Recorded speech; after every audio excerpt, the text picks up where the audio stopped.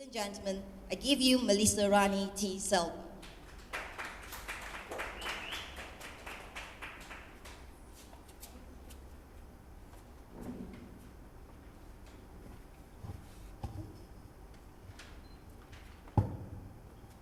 Hello.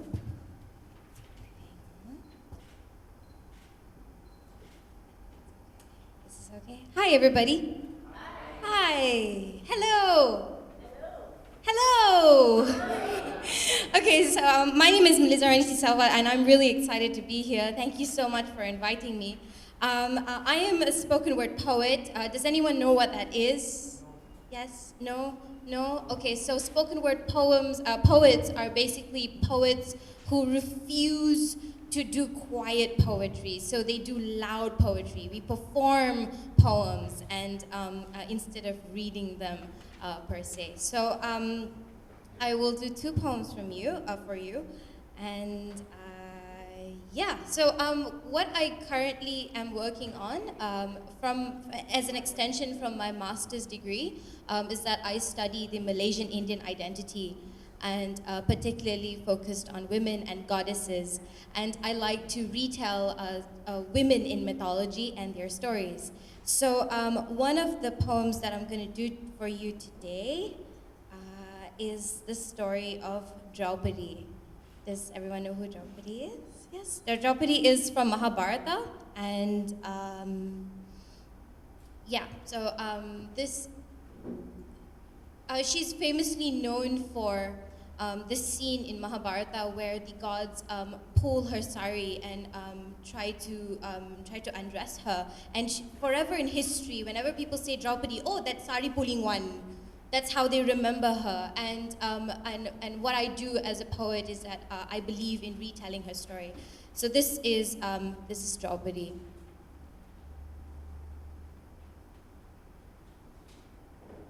Everybody wants to talk about the rape. Everybody wants to talk about how my sari was untied over and over and over again as gods and kings watched lustfully while my body became the tapestry of a failed lineage. 5 lousy sons lost at battle, 5 hopeless husbands lost at a game of dice. Just plain bad luck that I became the inspiration for every Tamil movie sex scene.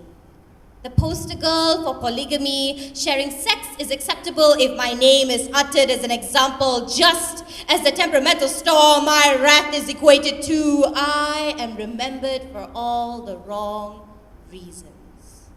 Because you forget the core of my identity. Before I am goddess, queen, daughter-in-law, or common wife, or the wrath that saved the drowning Pandavas, I am what you refuse to acknowledge, a woman. But a woman is not a woman until something happens to her, and you want to know what happened to me, to Draupadi. Choices. Dharma, karma, whatever you call it, it began with bad choices. In my past life, I was born to be a queen. Successful but single, I prayed to Lord Shiva for a man of 5 qualities. He had to be strong, smart, something important, skillful, and handsome. Shiva laughed. No one man could have all 5 qualities, so he granted me 5 in my next life, as if one was not enough for me to carry. Now, I'm not saying that the other race is unnecessary. How can I deny the required essence of conception? I would be a vessel without purpose or direction. So when they arrived, it was a competition of disappointment. Men came from east, west, north, and south, made a beeline for my hand, but my heart was set on one and my mind was set on another. Karna was my first love, but was of low birth. So I cast him aside with my ego, which had been pierced with Arjuna's arrow, who took me home to his mother Kunti and shouted from the front door, Amma, look what I won in the archery competition. But she did not have the decency to step out of the kitchen. Whatever it is, share it with your brothers. And that is how I became the present of polyandry, wife of the 5 Pandavas. till they traded me as a prize with a prize for their shadow pride in a game of dice where the ancient law dictates that as a wife of more than 4, I am now public property.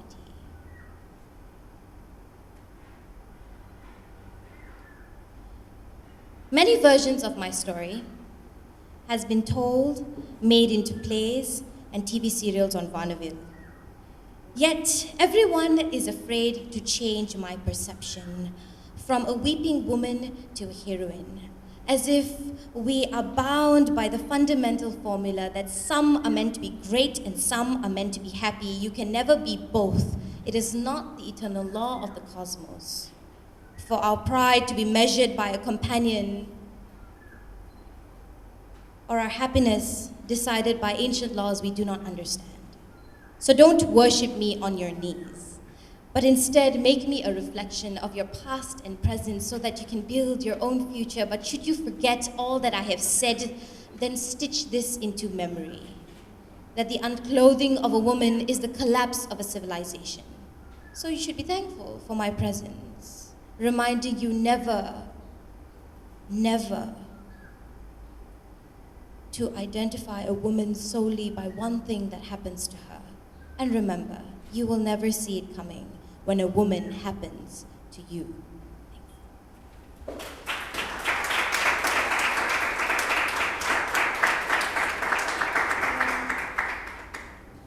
I'm from Kuala Lumpur. Actually, I was born in Ipoh. I was born in Hospital Fatima.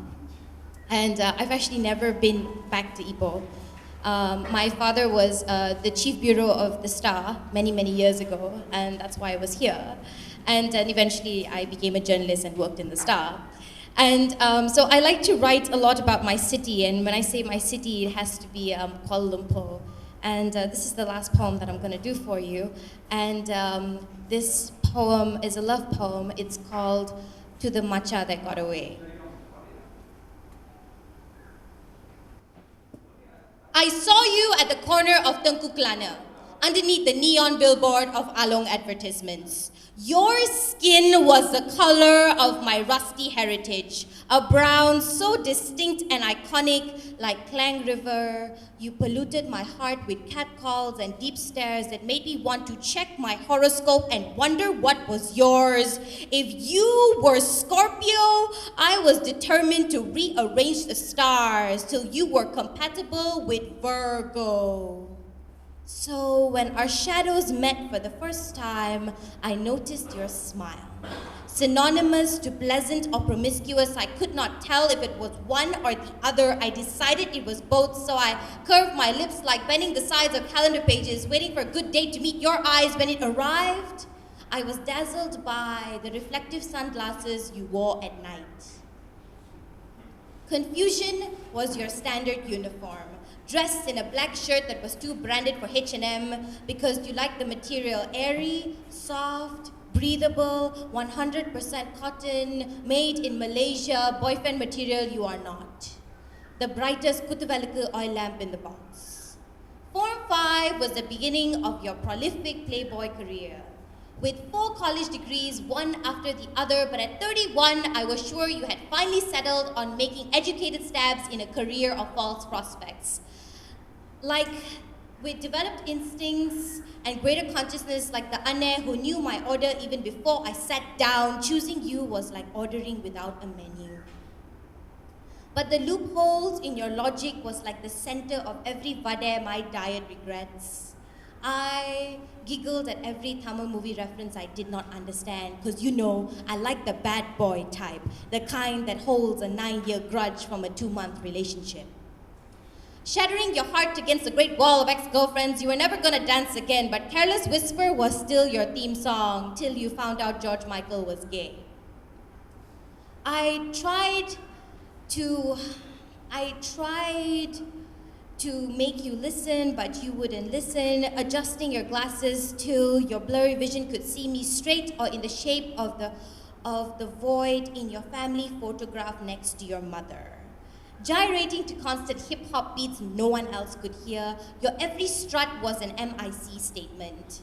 Important and impulsive, uncontested, you insisted I comb the wild out of my hair as it threatened the royalty of your unkept mane.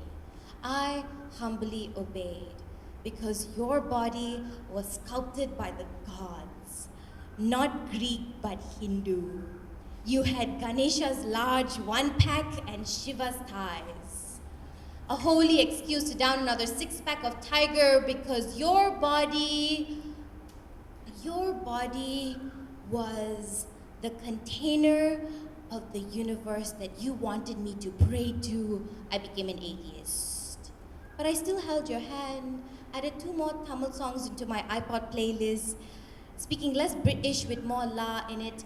I even learned your mother tongue, but you always wanted us to go French, and I always had a sore throat. And then the astrology reading came back. Whether the bird picked the wrong tarot card or the Guruji was misconstrued, we were star-crossed.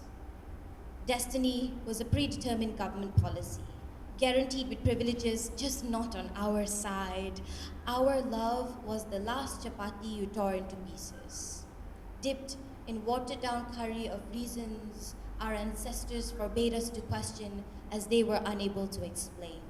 I took one last look at you, knowing there would be no one else to share my biryani. But there are approximately 8.9% of Indians in this country, a few doctors and plenty of DJs. Some taller, some as bald as Dataran Merdeka, some hairier than Tamanagara. But every now and again, I will think of you fondly as I climb 272 steps up Batu Caves to the peak of our rapturous affair, throw a stone and hope to God it hits the head of another matcha just like you. Thank you.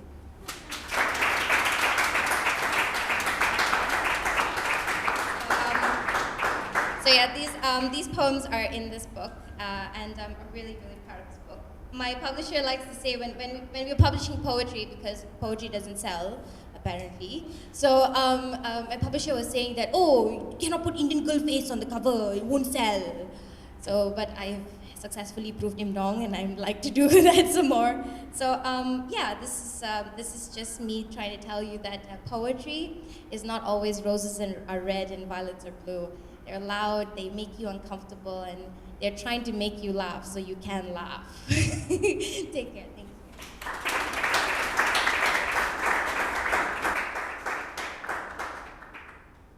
Thank you, Melizarani, for a very mesmerizing and thought-provoking performance and reading.